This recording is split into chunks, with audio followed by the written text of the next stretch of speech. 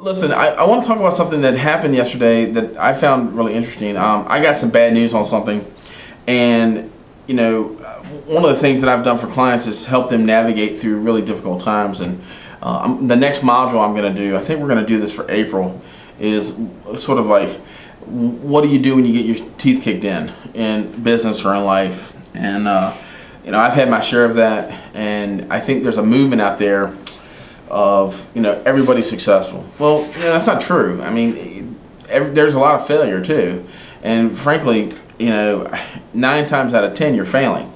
I know marketers and pundits and self-help gurus always have this idea of, okay, make a successful life. Well, I think that assumes that there is no failure in that, and there's always going to be challenges and failures if you're trying to live a significant life. If you're just trying to get away from people and not try to engage the world, well, you may be successful at that.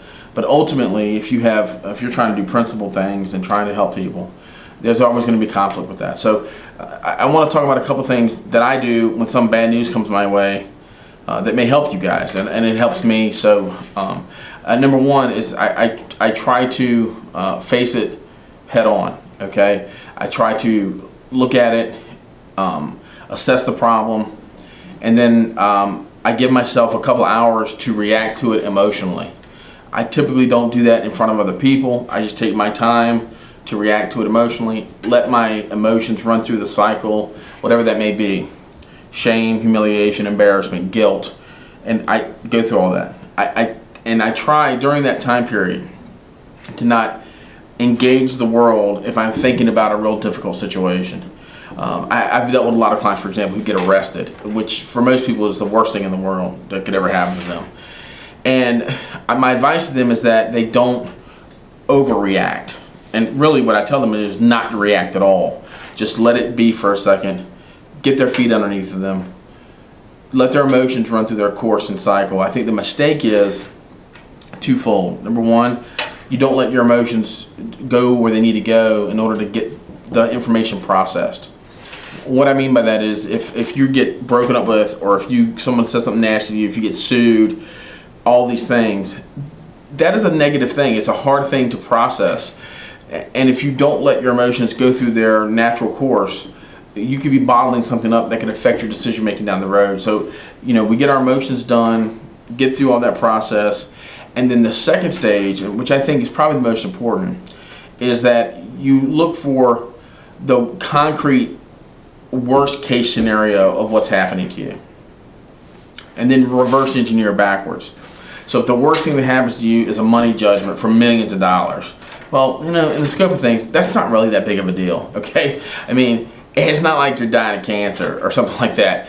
If the worst thing is you've been arrested and you could face some jail time, well, if it's not the death penalty, you know what? Hey, it could be worse. So that idea of taking the very worst scenario and going backwards, I mean, in some situations, look, it's just really bad, and there's no positive way around it. You have to deal with that and then make the best of it. The mistake that people make, I think, is that when they don't reverse engineer it, they're trying to control the circumstances as they go through the process.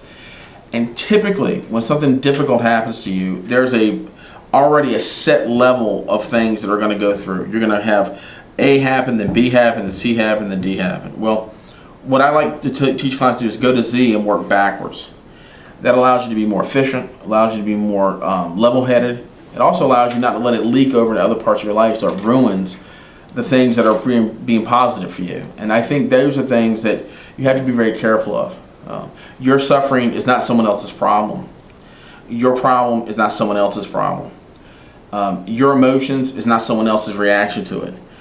And if you start projecting that on them, it's going to impact not only one area of your life, but every area of your life.